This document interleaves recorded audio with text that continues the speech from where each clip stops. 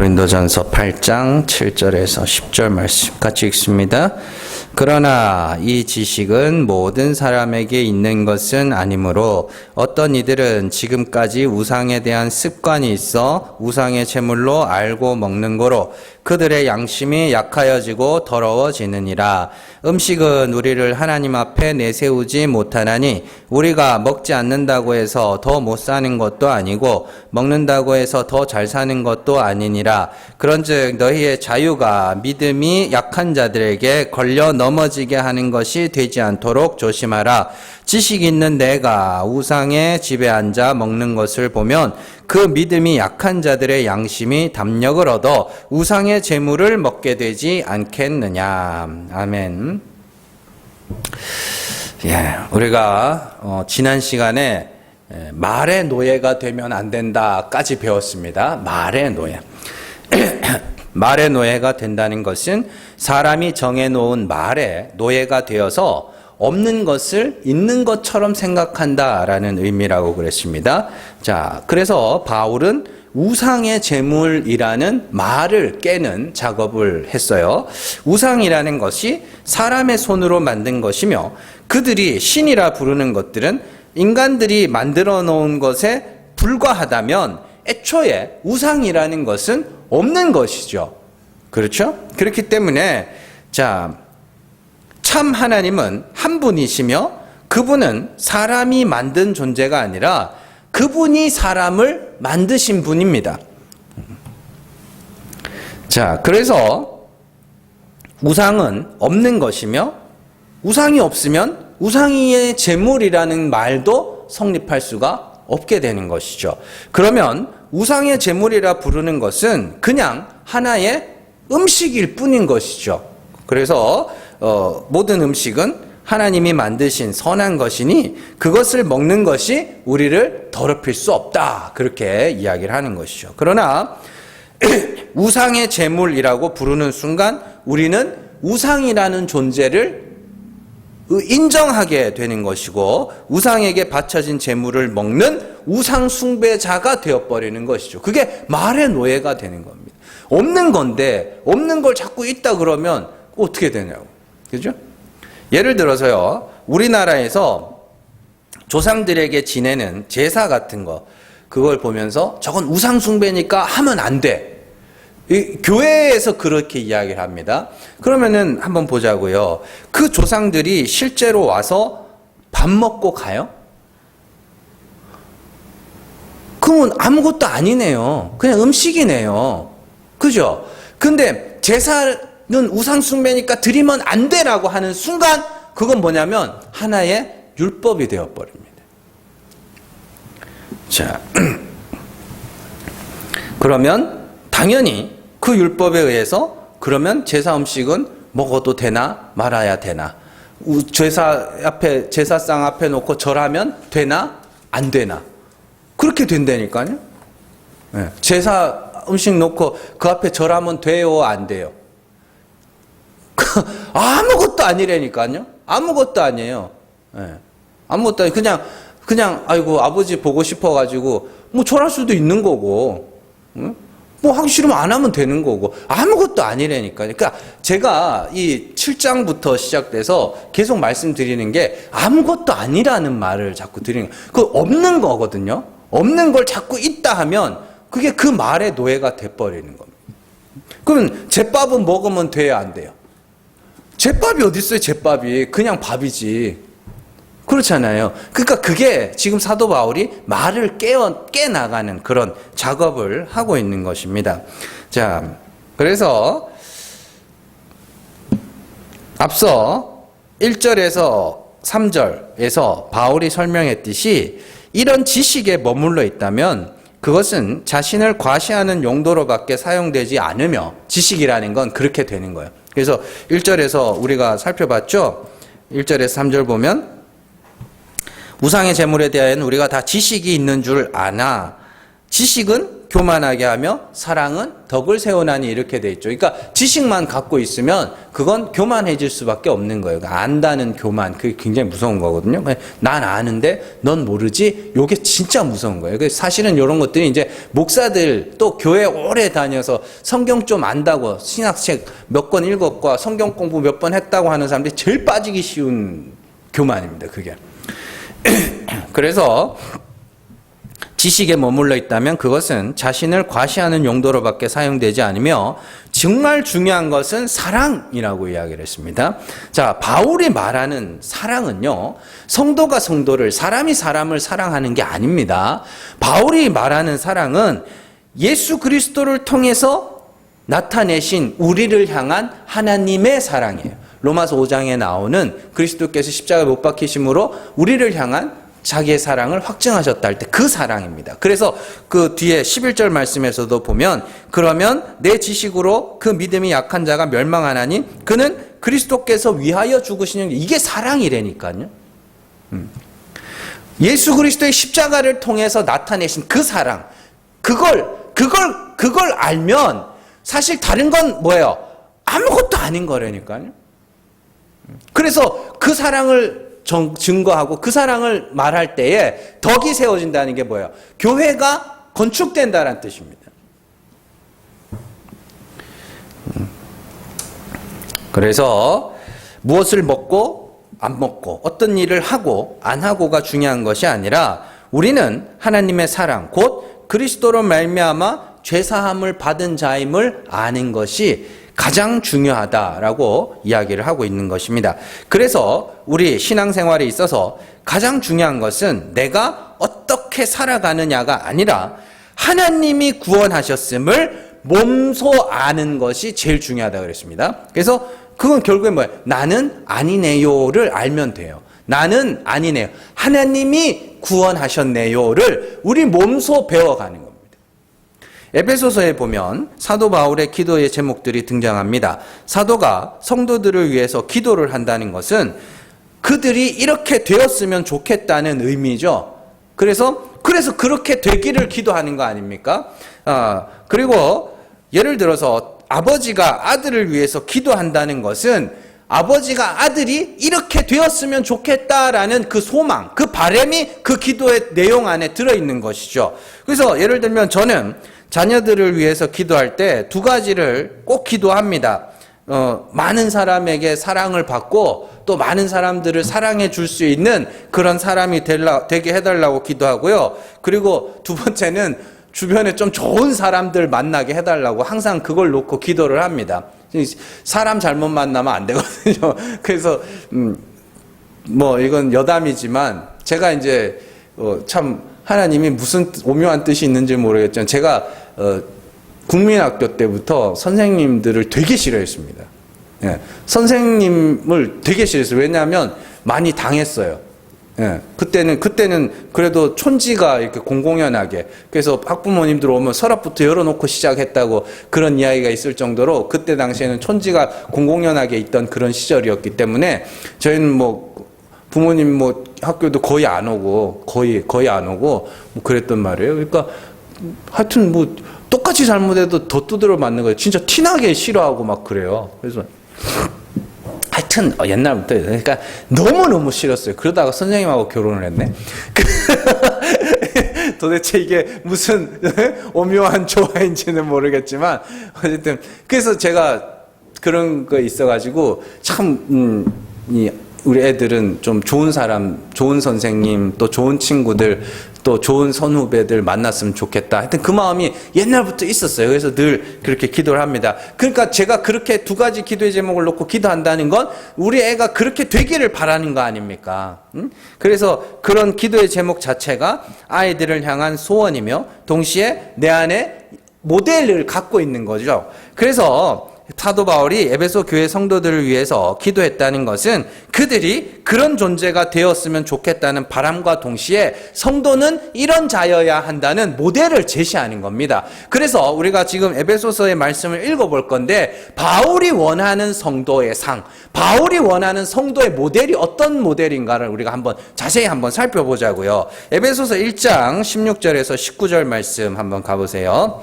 같이 읽습니다. 내가 기도할 때에 기억하며 너희로 말미암아 감사하기를 그치지 아니하고 우리 주 예수 그리스도의 하나님 영광의 아버지께서 지혜와 계시의 영을 너희에게 주사 하나님을 알게 하시고 너희 마음의 눈을 밝히사 그의 부르심의 소망이 무엇이며 성도 안에서 그 기업의 영광의 풍성함이 무엇이며 그의 힘의 위력으로 역사하심을 따라 믿는 우리에게 베푸신 능력의 지극히 크심이 어떠한 것을 너희로 알게 하시기를 구하노라. 아멘.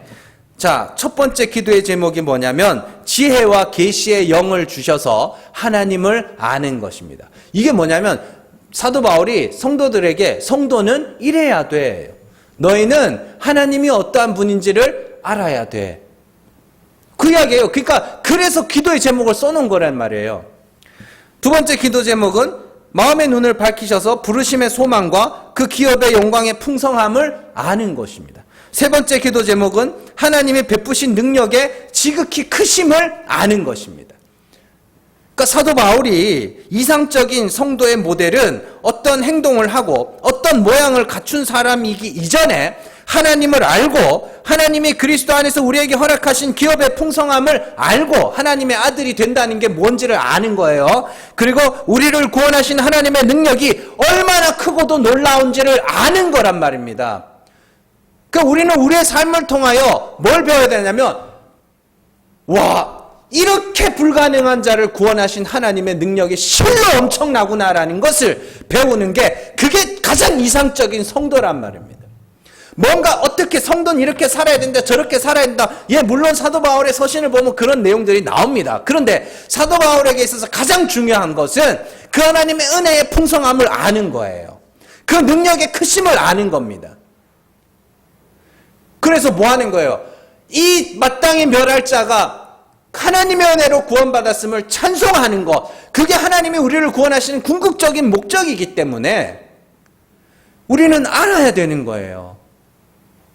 그럼 뭘 알아야 돼요? 하나님을 알고 나를 알면 돼요. 자, 에베소서에서는요, 또 다른 기도의 제목도 나옵니다. 뒤에 가면 3장 14절에서 19절 같이 읽습니다. 이러므로 내가 하늘과 땅에 있는 각 족속에게 이름을 주신 아버지 앞에 무릎을 꿇고 비노니 그의 영광의 풍성함을 따라 그의 성령으로 말미암아 너희 속사람을 능력으로 강건하게 하시오며 믿음으로 말미암아 그리스도께서 너희 마음에 계시게 하시옵고 너희가 사랑 가운데서 뿌리가 박히고 터가 굳어져서 너희 모든 성도와 함께 지식에 넘치는 그리스도의 사랑을 알고 그 너비와 길이와 높이와 깊이가 어떠함을 깨달아 하나님의 모든 충만하신 것으로 너희에게 충만하게 하시기를 구하노라. 아멘.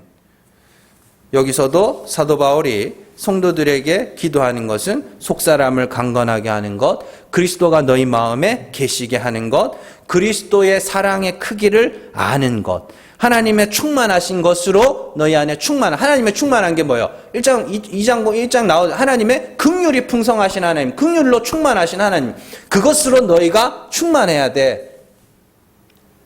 하나님의 긍휼하심만을 구하는 자가 돼야 돼. 그리스도 우리 안에 계시다는 게 뭐예요? 난 그리스도로 말미암아 죄사함 받아야 하는 자임을. 그 그리스도가 우리의 속사람이잖아요. 속사람이 강건해지면 예수만 의지하는, 십자가만 의지하는 자가 되는 거예요. 자랑할 게 십자가밖에 없는 자. 그래서 내 육체의 자랑이 다 없어지고 난 예수 아니면 안 됩니다. 난 십자가 아니면 마땅히 죽어야 할 죄인입니다. 그래서 그 아들을 통하여 우리를 구원하신 하나님의 은혜를 찬송하는 자들. 그러기 위해서는 뭘 알아야 되냐면 나는 구원이 이룰 수가 없는 자구나. 그걸 알아가야 되는 거고.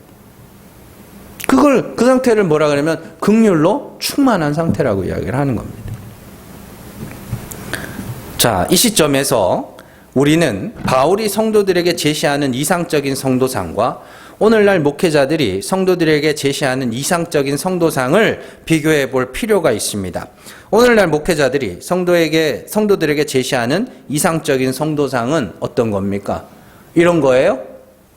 하나님 은혜를 아세요. 그런 거예요? 아니요. 자꾸 외적인 어떤 거를 요구를 합니다. 실제로요. 착하게 살고 행복한 가정을 이루고 열심히 충성 봉사하고 깨끗하게 살고 세상에 나가서 세상에 빛이 돼서 살고. 세상에 빛이 돼서 사는 게 뭐예요? 다 이렇게 머리 싹 깎고 그냥 거기 탁 반짝반짝 해가지고 다녀야 되나? 세상에 빛이 되는 게 뭐예요? 성경 보면 나오거든요. 빛은 뭐예요? 하나님이잖아요. 세상에 빛이라는 건, 그래서 일어나라 빛을 발하라. 그 빛이 이를 얻고 여호와의 영광이 내 위에 임하였습니다. 여호와의 영광이 빛이라니까요. 그러면 세상의 빛이라는 건 여호와 하나님이 어떠한 분인지를 나타내는 자들이에요. 말하는 자들이에요. 그게 세상의 빛이라요. 그래서 사도 바울이 자기를 이방의 빛이라고 그러잖아요. 이방인들에게 그 참 하나님이 어떠한 분인지를 증거하는 자들을 이방의 빛이라고 그런다고요. 착하게 사는 게 아닙니다. 그러니까 빛까지는 아는데 그 빛이 뭔지를 모르니까 그 우리가 빛이 되어서 세상에 미랄로서 내가 죽어서 많은 사람들을 구제하고 아무도 그렇게 안 살. 지도 그렇게 못 살면서. 우리 교회 노숙자들 요즘에는 가난한 거 알아서 안 오나 봐요. 노숙자들이 한 번씩 와요. 또 부목사 시절에 또 봤던 사람들 또 다 와가지고 내가 안녕하세요. 그래서 그때 집이 어디 하여튼 저 경기도 어딘데 그때 간다 그러더니 아직도 못 갔냐고. 벌써 몇 년이나 지났는데 아직도 못 갔냐고. 아직도 못 갔대요. 그래서 좀 그때 가라고 차비도 주고 그랬는데 왜 못 갔냐고요. 그래서 또 와서 또 돈 달라고 그러는데, 그네들이 하는 말이 뭐냐면, 제가 그랬어요. 우리 교회 와가지고, 이 교회에 와서 그렇게 돈 달라 소리가 나오냐고. 제가 그랬어요. 했더니, 큰 교회 가면 만나주는 목사가 단 한 사람도 없대요. 큰 교회 가서, 노숙자들이 큰 교회 가서, 담임 목사를 만나고 싶은데 만나주는 담임 목사님들이 한 사람도 없대요. 말로는 그렇게 세상의 빛으로 살으라고, 그래서 떠오르는 사람 도와주라고 그러는데 정작 자기 앞에 있는 사람들은 안 도와주는 거예요. 노숙자들 가가지고 저한테야 5,000원이 큰 돈입니다. 요즘에는 1,000원 주면 자존심 상해하더라고요, 진짜로. 그래서 저번에 한번 3,000원을 쥐어줬더니 이거 갖고 뭐 하라는 거냐. 그래서 나는 내 지갑 보여줬어요. 그래서 지갑 없는데 얼마 있냐고. 내가 지금 지갑 탈탈 털어서 준 거라고. 그래도 이거 너무한 거 아니에요? 더 달래요. 그래서 없다고 그냥 보내긴 했는데, 한번 보세요. 그렇게. 그러니까 세상의 빛이고 그러니까 그런 것들을 자꾸 이렇게 성도들에게 이게 성도의 삶입니다. 이게 성도의 삶입니다. 사도 바울이 뭘 요구하는지, 성도들에게 뭘 원하는지, 하나님을 향해서 성도들에게 뭘 구하는지를 한번 보시라니까요. 2번이나 반복해서 이야기를 하고 있잖아요. 하나님을 알아라. 그 기업의 풍성함을 알아라. 그 하나님의 긍휼을 알아라. 그리스도의 사랑의 크기를 알아라. 그 이야기를 하는 거예요. 근데 오늘날 교회 성도들에게는 자꾸만 좀 유치하면은 헌금 많이 내고 교회 충성 봉사하는 성도들 되게 하더라고. 그게 성도의 모델로 제시하거나, 그거 아니면 세상에 나가서 착하게 살고, 어려운 이유 도와주고, 그런 거 아닙니까? 결국엔 다 나타난 어떤 것들? 아닙니다. 여러분들이 아셔야 되는 건 하나님의 은혜의 풍성함과 예수 그리스도의 사랑의 크기, 그걸 아셔야 돼요. 그걸 알기 위해서 나는 반드시 내 죄와 허물들을 알아야 되는 겁니다. 그냥 한 번 회개했다고, 구원파처럼 한 번 회개했다고 끝나는 게 아니에요. 알아가는 겁니다. 내가 어떠한 사람인지 알아가는 겁니다. 맨날 씻던 사람이, 맨날 세수하고 맨날 샤워하던 사람이 일주일만 샤워 안 하면 어떻게 돼요? 내 몸에서도 이런 냄새가 나는구나. 그걸 알게 되는 거거든요. 똑같은 겁니다. 열심히 율법 지키면서 열심히 뭐 일하고 이래가지고 열심히 교회 일하고 신앙생활, 종교생활 열심히 하다가 그걸로 자기를 갈고 닦는 거거든요. 예? 그러다가 그거 아니라고. 그럼 뭐예요? 가만히 있어 보라고. 가만히 있어 보라고. 그런 거 종교행위 쉬고 가만히 있어 보라고. 당신이 어떤 사람인지 알게 될 거라고.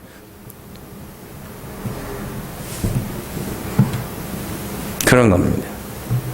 그래서 바울이 성도들에게 요구하는 것은 어떤 삶의 모습이 아니라 그들이 하나님을 알고 하나님의 은혜와 사랑을 알고 그리스도로부터 받은 사랑의 크기를 알아서 그 은혜를 찬송하게 되기를 원하고 있는 거예요. 그걸 위해서 그런 성도가 되게 해달라고 하나님께 기도한다 그러잖아요. 그런 성도가 되게 해달라고. 그러니까 이런 말씀을 이제 읽었으니까 사도가 성도들에게 원하는 게 그런 거였구나. 그러면 이제 저도 뭐 해야 되겠어요? 저도 그렇게 기도해야 되겠죠. 그렇게 기도했어요. 처음부터. 은혜를 알게 해달라고. 제가 뭐 어디 설교할 때고 뭐고 뭐 딴소리 했어요? 은혜를 알게 해달라고. 은혜를 알기 위해서는 자기 자신이 얼마나 부족하고 자신의 죄업물들을 얼마나 잘 들여다보느냐. 그걸로 말미암아 은혜를 아는 거니까. 그래서 어떤 의미에서 보면은 바울이 원하는 성도상과 오늘날 목회자들이 원하는 성도상이 굉장히 다르다는 것을 우리가 알 수 있습니다. 그래서 목사들이 좋아하는 변화라는 거는요, 마음에서 시작하여 외적인 것으로 자연스럽게 나타나야 하는 것이지 외적인 것만 뜯어 고친다고 그걸 변화라고 하지 않습니다. 바울이 집중하는 것은 나의 어떠한 모습이 아니라 나를 구원하시는 하나님과 어린 양 예수 그리스도를 아는 겁니다. 그것을 알면 변화라는 것은 사실 나도 모르는 사이에 나타나게 되는 겁니다. 나도 모르는, 내가 의도한 게 아니라 오늘부터 내가 욕을 안 해야지. 할 말이 많지만 오늘부터 욕을 안 해야지 그랬다가 그냥 집에 갔는데 뭐 하다가 그냥 손가락 팍 썰어 먹었어요. 칼질하다가. 그래가지고 그래야 되는 거. 자, 혹 변화가 나타나지 않는다 할지라도 성도에게 있어서 가장 중요한 것은 나의 어떠한 모습이나 행동이 아니라 하나님이 그리스도를 통하여 우리를 구원하셨다는 사실을 아는 것입니다. 그 은혜를 알게 될 때 우리는 다른 이들의 나타난 행동들을 함부로 정죄하지 않게 되고 그들의 조금 모자란 부분들도 수용할 수 있게 되는 것이죠. 또한 그들에게 거칠 만한 어떠한 법을 주어서 그들을 걸려 넘어지게 하지 않을 수 있게 되는 겁니다. 이렇게 하나님의 은혜를 근거로 서로를 있는 그대로 보아주는 것을 성경이 사랑으로 대하는 것이라고 이야기를 하는 것이죠. 로마서 14장 13절에서 15절 말씀 한번 가보세요. 같이 읽습니다. 그런즉 우리가 다시는 서로 비판하지 말고 도리어 부딪힐 것이나 거칠 것을 형제 앞에 두지 아니하도록 주의하라. 내가 주 예수 안에서 알고 확신하노니 무엇이든지 스스로 속된 것이 없으되 다만 속되게 여기는 그 사람에게는 속되니라. 만일 음식으로 말미암아 내 형제가 근심하게 되면 이는 내가 사랑으로 행하지 아니함이라. 그리스도께서 대신하여 죽으신 형제를 내 음식으로 망하게 하지 말라. 아멘. 이거 오늘 말씀이랑 거의 내용이 똑같은 말씀입니다. 자, 바울은요, 로마 교회 안에 이미 먹는 것으로 서로를 비판하고 있다는 것을 알고 있었어요.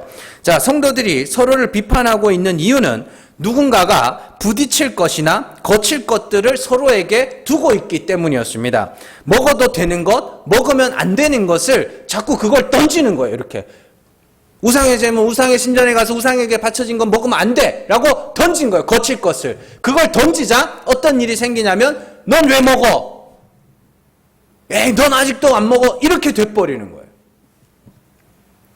그러면서 사도 바울은 스스로 속된 것이 없는데 누군가가 그것을 속되다고 하면 그 사람에게는 속된 것이 된다. 이렇게 이야기를 해요.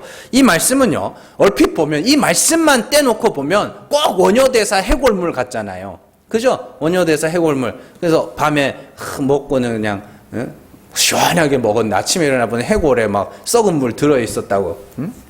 그랬는데 원효대사 해골물은 사람들의 인식에 따라 같은 것도 다르게 여기게 되는 그 인식론의 이야기고요. 여기서 바울이 말하는 것은 잘 보세요. 그리스도로 말미암아 죄사함을 받은 자들, 다른 말로 그리스도의 죽으심과 같은 죽음을 죽은 자들에게는 더 이상 정죄할 법이 없습니다. 죽었기 때문에, 법에 대하여 죽었기 때문에 그들에게는 더 이상 어떠한 정죄할 법도 없는 겁니다. 자, 그런데 누군가가 이건 속된 거야 라고 법을 던져주면 그 법에 의해서 어떻게 돼요? 내가 법 아래로 다시 돌아가는 게 되는 겁니다. 그래서 먹는 것으로 사람을 망하게 하지 말라라, 이런 말이 나오는 거예요. 오늘 그 뒤에 말씀 우리가 읽었던 그 8장 11절에도 그 이야기 나옵니다. 내 지식으로 말미암아 그 믿음이 약한 자가 멸망한다, 이렇게 나와요. 이게 뭐라고, 먹는 게 뭐라고 멸망해? 그게 단순하게 먹으면, 우상의 제물로 먹으면 멸망한다, 그런 이야기가 아니에요. 누군가가 법을 던진 거예요. 율법을 던진 거예요. 율법을 던졌어요. 그래서 그 율법에 의해서 어떻게 되는 거예요? 먹으면 돼, 먹으면 안 돼, 이렇게 갈라지게 되거든요. 그러면 어떻게 되냐면 그 율법으로 말미암아 망하게 되는 거예요. 로마서 4장 15절에서 바울은 율법이 없으면 범법도 없다라고 분명히 말을 했습니다. 그런데 우리는 그리스도의 죽으심과 연합하여 율법에 대하여 죽었다고 이야기를 하잖아요. 율법에 대하여 죽었다니까요. 율법에 대하여 죽고 하나님의 긍휼만을 바라게 됐잖아요. 죽은 자 가운데서 살리시는 하나님의 그 새 창조의 능력만을 바라게 됐잖아요. 그러면 우리를 정죄할 그 어떤 법도 없어요. 왜냐하면 이 법에 대해 죽어버렸거든요. 막 살아라는 이야기가 아닙니다. 법에 대하여 죽었다는 건 내가 온전히 하나님의 긍휼만을 바라고 있다는 상태입니다. 그런데 우리는 그리스도의 죽으심과 연합하여 율법에 대하여 죽은 자라고 말하는데, 그렇게 율법에 대하여 죽고 하나님의 긍휼을 구하는 자가 되었으면 더 이상 우리는 다른 이들을 속되다 할 법이 없어야 되는 겁니다. 법이 없어야 된다고요. 그런데 누군가가 자꾸만 법을 던지는 거예요. 거칠 것을, 넘어질 것을 자꾸만 던지는 거예요. 그게 교회들이 하는 일입니다. 법을 던지는 거예요. 자, 고린도전서 8장 1절에서 그러죠. 지식은 교만하게 하며 사랑은 덕을 세운다. 진짜 중요한 거는 제가 아까 에베소서의 말씀에서도 우리가 계속 살펴봤지만 진짜 중요한 건 뭐예요? 하나님의 사랑을 아는 겁니다. 그리스도의 사랑을 아는 겁니다. 하나님의 긍휼로 내 안에 충만하게 되는 겁니다. 그래서 그것 외에 다른 법들은 뭐예요? 내가 죽어버린 거예요. 거기서 그 법을 나한테 들이대면 안 돼. 나는 못 지켜. 난 온전히 하나님의 그 불쌍히 여기신 그 은혜, 그 긍휼만을 바라고 있는 자여야 되는 거거든요. 그런데 누군가가 법을 만들어내고 그 법에 속하여 버리면 그 율법으로 망하게 되는 겁니다. 갈라디아서 5장 3절 읽어드릴게요. 내가 할례를 받는 각 사람에게 다시 증언하노니 그는 율법 전체를 행할 의무를 가진 자라. 하나의 법이라도 들어왔다 그러면 그는 율법 전체를 행해야 될 의무를 지게 되는 겁니다. 어떠한 법도 없어야 돼요. 그래서 법에 대하여, 율법에 대하여 죽고 하나님의 긍휼만을 바라는 자가 되면 그들을 풀려난 자, 자유인이라고 이야기를 하는 겁니다. 하나님과 우리 사이에 법이라는 것이 존재하게 되면 인간들은요, 필연적으로 그 법에 의하여 정한 것과 속된 것을 나누게 됩니다. 그런데 율법에 대하여 죽은 우리에게는 어떠한 정죄할 법도 남아있지 않고 이제는 뭐예요? 은혜로 서로를 도와줄 수 있게 된 겁니다. 그러니까 개판 고분전으로 살아도 하나님이 불쌍히 여겨서 그리스도 안에서 구원을 받는 거고, 뭐 착하고 반듯하게 살아도 하나님이 불쌍히 여겨서 그리스도 안에서 구원을 얻는 거예요. 어떤 차등도 없다니까요. 하나님 앞에서는. 다만 내가 불편할 뿐이에요. 내가 싫을 뿐이고, 교회 와가지고 누군가가 나를 괴롭히고 나한테 욕하고 손가락질하면 어때요? 그건 싫죠. 내가 싫은 거예요. 그러면 사람이 솔직해지라고 말씀을 드려요. 내가 싫은 거라니까요.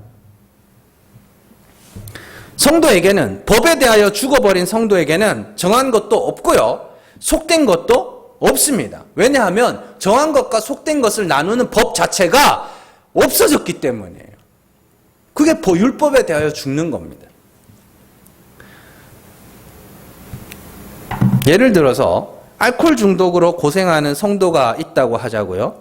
그에게 있어서 술이라는 것은 자기 몸을 상하게 하는 독약과 같은 겁니다. 그러죠? 자, 그래서 우리는 몸 상하니까 술을 좀 끊으라고 권면할 수는 있습니다. 그러나 하나님이 술 취한 자는 구원 못 받는다고 했으니까 너 술 먹으면 지옥 간다? 이건 아닌 거예요. 사도 바울이 갈라디아서에서 말한 술 취한 자는요, 다른 의미입니다. 다른 의미예요. 그가 알코올 중독에 빠져 있다고 할지라도 자신이 그리스도의 죄사함을 받아야 하는 죄인이며 하나님의 다시 살리시는 은혜를 소망하게 되었다면 그가 구원에 이르는 겁니다. 뭐 담배 같은 것도 마찬가지죠. 몸이 상하니까, 몸에서 냄새가 나니까, 옷에 빵꾸 나니까 자제하고 권면하고 끊으라고 할 수는 있지만 그거는 하나님께서 싫어하는 마귀 나팔이니까 그거 피면은 벌 받는다고. 하나님이 벌 안 주셔도 담배 못 끊고 계속 피면은 폐병 나요. 그러니까 법으로 서로를 정죄하는 그게 안 된다고요. 그래서 이건 하면 안 되는 거, 하나님이 이건 하면 싫어하는구나, 이렇게 돼버리면 그게 다시 율법 아래로 돌아가는 거예요. 그래서 사도 바울이 고린도전서에도 로마서에서도 그러고 자꾸 어떤 거칠 것을 두어서 거기에 걸려 넘어지게 되면 다 멸망한다고, 망한다고 그렇게 이야기를 하는 겁니다. 단순하게 뭐 이걸 먹어도 돼요? 안 먹어도 돼요? 그 문제가 아니에요. 그건 지금 사도 바울 굉장히 이거 어려운 이야기입니다. 이게 사도 바울의 논리가 굉장히 어려워요, 사실은. 그러니까 결국 중요한 것은 나의 삶, 나의 행위가 아니라 구원하시는 하나님이에요. 우리가 하나님을 알아야 하는 이유 역시 마찬가지입니다. 하나님을 안다는 것은 단순히 한 분이신 하나님에서 더 깊이 들어가서 그 한 분 하나님이 은혜의 하나님이시며 계획하신 바를 반드시 성취하시는 하나님이시며 그 하나님이 창세전에 택하신 자들에게 원하는 것이 그 은혜의 영광을 찬송하게 하는 것임을 알고 나면 우리는 우리의 약함이 도리어 찬송의 제목이 될 수도 있는 겁니다. 그래서 사도 바울이 로마서에서 그런 고백을 해요, 실제로. 그런데 문제는 인간들이 구원하시는 하나님이 아니라 사람의 행위를 중요시하다 보니까 자꾸만 서로를 법을 만들어요. 법을 만들어서 그 법을 근거로 하나님의 이름으로 서로를 정죄하고 비판한다고. 그게 나쁜 겁니다. 규칙을 세워놓을 수 있어요. 우상의 제물을 먹지 말자 하는 거 어디서 세운 거예요? 사도행전 15장 예루살렘 회의에서 세운 겁니다. 그런데 그게 왜 문제가 되냐면 그거는 유대인들 지금 유대인들 디아스포라잖아요. 디아스포라가 이방인 곳곳에, 지중해 연안에 곳곳에 있었잖아요. 그들이 다 흩어져서. 그래서 사도 바울이 선교하는 곳마다 회당이 있었단 말이에요. 유대인의 회당이. 그래서 유대인의 회당에서 전할 때 유대인들 중에도 믿는 자가 있었고 이방인들에게 전할 때 이방인 중에도 믿는 자가 있어서 그들이 교회를 이루고 거기서 교회 생활을 하고 있었단 말이에요. 그러면 유대인들과 이방인들은 분명히 생활 습관이 달라요. 그러다 보니까 사도 바울이 예루살렘에서 사도들이 모여서 그런 4가지 규칙을 정했던 이유가 뭐냐면 너네가 유대인과 이방인이 같이 섞여 있는데 최소한 이 정도는 배려를 해줘라라는 교회 안에 어떤 하나의 규칙이었던 거지. 그게 하나님 앞에서 선하다, 하나님 앞에서 악하다, 그걸 정한 게 아니란 말이에요. 그래서 분명히 구원은 그리스도의 은혜로 얻는다고 도장을 꽉 찍어놓고 그런데 너희가 교회 생활을 하다 보면 이런저런 문제로 갈등이 빚을 수도 있으니까 이런 규칙은 세워놓자라고 그렇게 정한 거 아닙니까? 근데 그게 고린도전서에 와서 어떻게 변질이 된 거예요? 뭘로 변질이 됐어요? 이건 하나님 앞에서 구원받지 못할 죄가 돼버린 거예요. 하나님의 율법이 돼버린 거예요. 그게 하나의.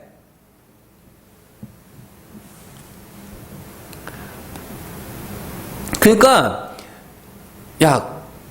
예루살렘 회의에서 그 규칙을 세웠잖아. 우리 유대인들이 이런 거 보면은 또 안 좋아할 수도 있으니까 좀 자제하자.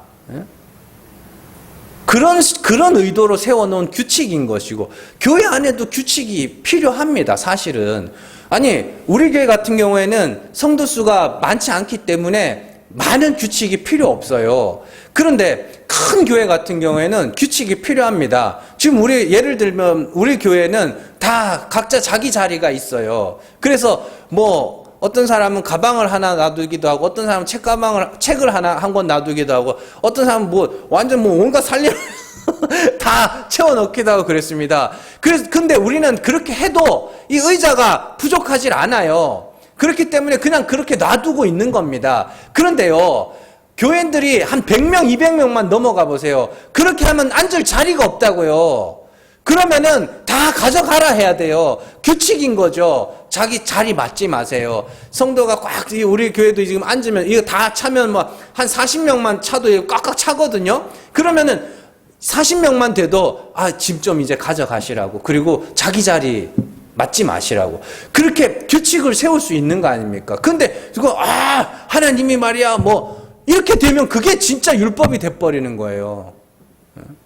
그러니까 이거는 이런 규칙과 율법을 여러분들이 구분을 하실 수 있어야 되는 거거든요. 이게 조금만 변질되면 하나님이 말이야 저기 뭐 의자 자리 맡으면 하나님이 싫어하신다. 그렇게 되면 그게 사람을 망하게 만드는 게 되는 거예요. 자, 근데 이제 재밌는 것은 여담인데요.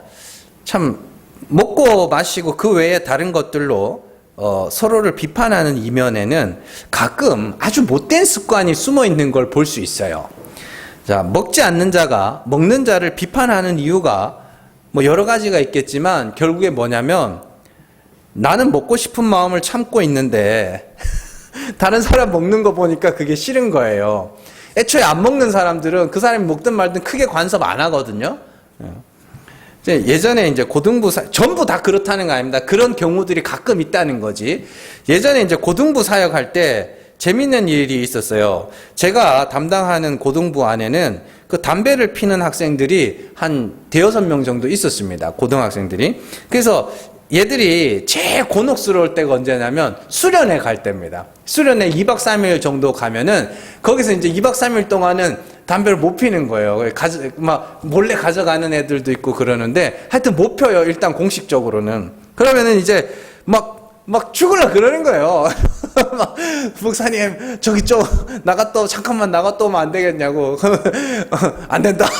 니 뭐하러 갈지 다 아는데, 안 된다. 그러면은 이제, 막 진짜 몸을 베베 꼬고 난리가 나요. 그러니까 이게 입이 근질근질 하니까 계속 간식 찾는 거예요. 이거, 그래가지고, 막 시컷 먹여놓으면 이제 한 2박 3일 수련회 갔다 오면 살 뒤죽 쪄가지고 그렇게 되거든요. 근데 이제, 그런데 한 번은 수련회 갔다가, 몰래 나가가지고, 밤에 잘 때, 몰래 나가가지고 피고 온 거예요. 피고 왔더니, 다른 애들 이제 담배 냄새 막 나니까, 다른 애들은 이제, 쟤네, 담배 폈네. 그냥 이러고 말았거든요? 근데, 이 남자애 둘이 찾아온 거예요, 저를. 막 얼굴 시뻘게 가지고 와가지고, 뭐라 그래. 우리는 이렇게 참고 있는데, 쟤네는 피고 왔다고 저거 어떻게 해야 되냐고 막 그래요. 저래도 되는 거냐고. 그래서 보면서 아이고 이것들 그랬는데 참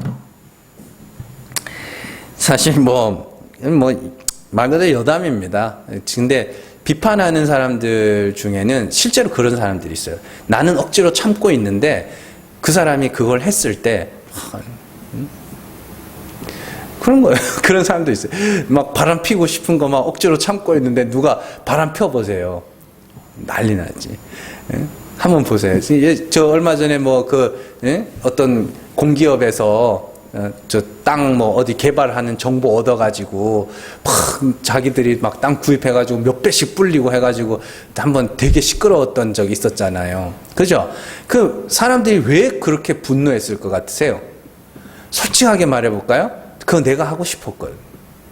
나도 그 정보 알았으면 나도 대출 받아가지고 거기 땅 샀을 거거든.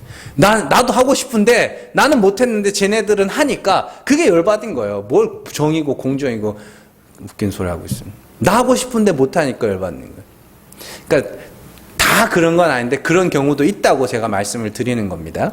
자, 여러분들 서로 사랑으로 대할 수 있었으면 좋겠습니다. 사랑으로 대한다는 건요, 우리가 앞서도 살펴봤지만 그가 어떤 삶을 살아가고 있고 어떤 형편을 살아가고 있든지 간에 사랑으로 대한다는 건 그는 그리스도께서 대신하여 죽으신 형제로 보는 겁니다.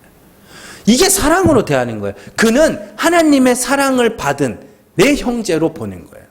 그래서 내가 하나님의 긍휼하심을 구하는 것처럼 그도 하나님의 긍휼하심에 의하여 구원받는다는 것을 인정해 주는 게 사랑으로 대하는 겁니다. 그리고 사랑으로 대하지 않는 걸 뭐라 그랬어요? 거칠 것을 그 앞에 두는 거예요. 법을 던지는 거야. 하나님이 이렇게 하면 안 된다 그랬다. 하나님이 이렇게 살면 안 된다 그랬다. 하나님이 이거 먹으면 안 된다 그랬다. 하나님이 여기 가면 안 된다 그랬다. 이게요, 그들에게 거칠 것, 넘어질 것을 그 앞에 두는 거고, 그게 사랑으로 대하지 않는 겁니다. 그런 거예요. 율법에 대하여 죽은 우리는 더 이상 서로를 정죄할 법이 없으니 그들을 먹고 마시는 것으로 정죄하지 않는 것이며, 그게 사랑으로 대하는 것이며, 그들에게 하나님이 이렇게 하라고 했다라고 하는 어떤 법을 주지 않는 거예요. 그 법을 그 앞에 두어서 그 법으로 말미암아 뭐 하는 거예요? 아, 나는 했어. 아, 나는 안 했어. 그렇게 하지 않는 거. 우리가 사실은요, 흥분해야 할 때는 따로 있습니다. 하나님의 은혜를 훼손하기 위해서 사람들에게 또 다른 율법을 만들어 가르치는 자들을 향해서 여러분들은 흥분하셔야 되는 거예요. 하나님의 이름을 빌어서 뭔가를 요구하고 시키는 거예요. 자, 로마서 16장으로 한번 가보세요. 로마서 16장 17절에서 18절 말씀 같이 읽습니다. 형제들아, 내가 너희를 권하노니 너희가 배운 교훈을 거슬러 분쟁을 일으키거나 거치게 하는 자들을 살피고 그들에게서 떠나라. 이 같은 자들은 우리 주 그리스도를 섬기지 아니하고 다만 자기들의 배만 섬기나니 교활한 말과 아첨하는 말로 순진한 자들의 마음을 미혹하느니라. 아멘. 순진한 자들이 뭐예요? 순진한 자들. 하나님의 긍휼만 바라고 있는 자들이 순진한 자들이에요. 하나님의 불쌍히 여기셔야 구원에 이를 수 있는 자라고. 자신의 죄와 허물로 율법에 대하여 죽고, 율법으로는 나는 구원받을 수가 없고, 율법으로는 나는 하나님 앞에 설 수가 없습니다. 하나님이 불쌍히 여기시는 방법 외에는 나는 구원받을 길이 없는 자입니다. 그게 순진한 자들이거든요. 근데 그들에게 분쟁을 일으키거나 거치게 하는 자들이 있다 그러죠. 아까 거치게 하는 자들은 사랑으로 대함이 아니라 그러고, 거치는 게 뭐예요? 율법을 던져주는 거예요. 법을 던져주는 거예요. 하나님이 이렇게 하라고 그랬다고 법을 던져주는 거예요. 이건 하나님 앞에서 속된 거, 이건 하나님 앞에 정한 거라고 자꾸만 그런 법을 던져주는 거치는 자들이죠. 그리고 여기서 사용된 분쟁이라는 단어가 디코스타시아라는 단어인데요. 이 단순한 싸움이 아니라 이 단어가 분리라는 뜻입니다. 분리. 그러니까 이 단어가요, 이 디코스타시아, 이게 디스가 뭐냐면 둘이라는 뜻입니다. 둘. 그리고 스타시아가 뭐냐면 스타시스라는 단어인데 서다예요. 그러니까 둘로 서다. 그 단어 자체가 원래 뜻도 분리라는 뜻입니다. 둘로 서다, 둘이 서로 반기를 들다, 이런 뜻이에요. 사람을 둘로 가르기 위해서는요, 법을 주면 돼요. 한 사람을 정하다, 어떤 법을 근거로 한쪽을 정하다 하면 반대쪽은 반드시 뭐가 돼요? 속된 게 되는 거예요. 또 한쪽을 속되다 하면 한쪽을 정한 게 되는 거죠. 이게 편가르기거든요. 여러분들 많이 경험해 보셨잖아요. 편가르기예요. 그래서 여성을 약자라고 이야기를 하니까 남성은 상대적으로 뭐가 돼요? 강자가 돼요. 남성을 약자라고 하면 여성이 강자가 되는 겁니다. 여성이 강자예요? 약자예요? 아니, 그냥 여성이에요. 그렇잖아요. 남자와 여자가, 남자는 물리적인 힘은 강할지 몰라도 집집마다가 부부 중에 아내한테 안 잡혀 사는 남자를 제가 본 적이 없어서. 그렇잖아요. 아내 본 적이 없어서. 근데 보면은 우리 집도 그래요. 제가 약자예요. 뭐 힘 세고 목소리 크다고 강자가 아니라니까요. 자, 둘로 가르기 위해서는 한쪽을 정하다, 한쪽을 속되다 이렇게 정해버리면 둘로 갈라지는 거예요. 그 법을 던져주면 돼요. 법을 던져주면. 이건 정한 거야, 이건 옳은 거야, 이건 선한 거야, 이건 악한 거야, 이건 나쁜 거야 라고 법을 던져줘 버리면 둘로 갈라지게 돼요. 그들을 향해서 뭐라 그러냐면 자기 배만 섬기는 자라고 이야기를 합니다. 자, 그리스도를 섬기지 않는 자들, 자기 배만 섬기는 자들 이렇게 이야기를 하죠. 그리스도를 섬긴다는 것은 그리스도로 말미암아 죄사함 받은 죄인 그 마음을 갖고 하나님의 긍휼하심, 그리스도를 다시 살리신 하나님이 나도 살리실 것을 소망하는 그 상태, 그 하나님의 긍휼만을 바라고 있는 상태, 그걸 그리스도를 섬기는 자라 이야기를 하는 거고요. 자기 배만 섬기는 자에 대해서는 어떻게 이야기하냐면 육체를 자랑하는 자라고 이야기를 합니다. 빌립보서 3장으로 가보세요. 빌립보서 3장 2절에서 4절입니다. 같이 읽습니다. 개들을 삼가고 행악하는 자들을 삼가고 몸을 상해하는 일을 삼가라. 하나님의 성령으로 봉사하며 그리스도 예수로 자랑하고 육체를 신뢰하지 아니하는 우리가 곧 할례파라. 그러나 나도 육체를 신뢰할 만하며 만일 누구든지 다른 이가 육체를 신뢰할 것이 있는 줄로 생각하면 나는 더욱 그리하리니. 18절에서 19절 같이 읽습니다. 내가 여러 번 너희에게 말하였거니와 이제도 눈물을 흘리며 말하노니 여러 사람들이 그리스도의 십자가의 원수로 행하느니라. 그들의 마침은 멸망이요 그들의 신은 배요 그 영광은 그들의 부끄러움에 있고 땅의 일을 생각하는 자라. 이렇게 되어 있죠. 네. 자, 십자가의 원수 그게 뭐냐면 그 2절에서 4절 나오는 개들이에요. 행악하는 자, 육체로 자랑하는 자. 그게 개들, 십자가의 원수들입니다. 그래서 사도 바울이 3절에서 나는 예수로 자랑하는 자라 그러죠. 육체를 신뢰하지 않는다 그러죠. 그럼 개들은 뭐예요? 육체를 신뢰하는 자들입니다. 자기 육체를 자랑하는 자들이죠. 그게 자기 배를 섬기는 자들. 뭘로요? 자기 행위로. 여러분들, 신앙생활이라는 것을 어렵게 생각하지 마세요. 신앙생활, 구원 얻는 길 어렵게 생각하지 마세요. 십자가의 도 어려울 거 하나도 없어요. 뭐냐면 딴 거 없어요. 다른 건 난 모르겠고 이게 먹는 게 맞는 건지 안 맞는 건지 난 모르겠어. 난 모르겠어. 저 사람이 선한 사람인지 악한 사람인지 난 모르겠어. 다만 뭐요? 하나님의 은혜가 아니면 나는 구원에 이를 수 없는 자라는 사실은 내가 그건 확실하게 알고 있어. 여러분들 그거 하나 알고 해요. 그래서 여러분들 사람이 죽음이 가까이 오면 뭐 물론 나이가 들어서 죽음이 가까이 올 수도 있지만 병이 나거나 사고가 나거나 그렇죠? 그런 일들로 인해서 하다못해 제가 뭐 이렇게 엉덩이 쪽에 통증이 왔을 때도 진짜 죽고 싶었거든요. 너무 아파가지고 막 진짜 하나님 오늘 데려가면 안 되냐고 막 그렇게 이야기를 할 정도로 너무너무 아팠거든요. 근데 그렇게 되면요 사람이 생각이 굉장히 단순해집니다. 예. 굉장히 단순해져요. 저녁 뭐 먹지? 점심 뭐 먹지? 옷은 뭐 입지? 이런 걱정이 그런 걱정이 싹 없어지고요. 정말로 딴 하나, 죽느냐 사느냐, 생각이 단순해집니다. 여러분들, 우리가 율법에 대하여 죽었다는 건 우리의 생각이 단순화되어야 된다는 소리입니다. 뭘로요? 하나님 불쌍히 여겨주시옵소서. 하나님 은혜로 구원해 주시지 않으면 난 구원 얻을 길이 없는 자입니다. 생각이 그렇게 단순해졌을 때 먹고 안 먹고 뭘 입고 안 입고 가고 안 가고 이건 내 고민의 대상이 전혀 아니게 되는 겁니다. 그걸 성령의 충만함이라 그래요. 성령의 충만함이라고 하면 막 얼굴에 광채가 나가지고 막 신령해가지고 우리 형제님, 자매님 사랑합니다. 이게 성령의 충만한 게 아니고요. 정말 하나님이 불쌍히 여겨주시지 않으면 나는 구원받을 길이 없는 자라는 그 정말 생각의 단순화, 신앙의 단순화, 그게 우리에게 필요한 거예요. 그렇게 될 때 우리가 다른 사람들에게 뭘 거칠 것을 던지겠냐고요. 이건 해야 돼 말아야 돼 뭘 던지겠냐고요. 그냥 그냥 그 건강이 걱정돼서 몸 생각해서 또 사람들이 불편해하니까 이건 좀 이렇게 하지 말자. 이 정도로 권면하고 마는 것이지. 뭐 하나님 앞에서 이거 먹으면 돼, 안 돼. 그거 왜 하냐고요. 여러분들 우리 성도는 신앙생활을 하면 할수록 율법에 대하여 죽어가면 죽어갈수록 우리는 점점 더 우리의 신앙은 단순화되어야 됩니다. 하나님의 긍휼만을 바라는 자로. 단순화되어야 됩니다.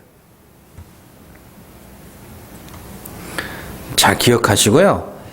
너무 많은 생각과 너무 많은 염려 속에 사로잡히지 마시고 가끔씩은요. 단순화시키세요. 진짜로 단순화시키셔서 단순하게 생각하세요. 십자가, 하나님의 은혜. 그거 아니면 안 된다고. 그래서 하늘에 14만 4천이 하나님 보좌 앞에서 구원하신 하나님과 어린 양께 있습니다. 그들의 이마에는 666이 아니라 어린 양과 하나님의 이름이 그들에게 새겨져 있는.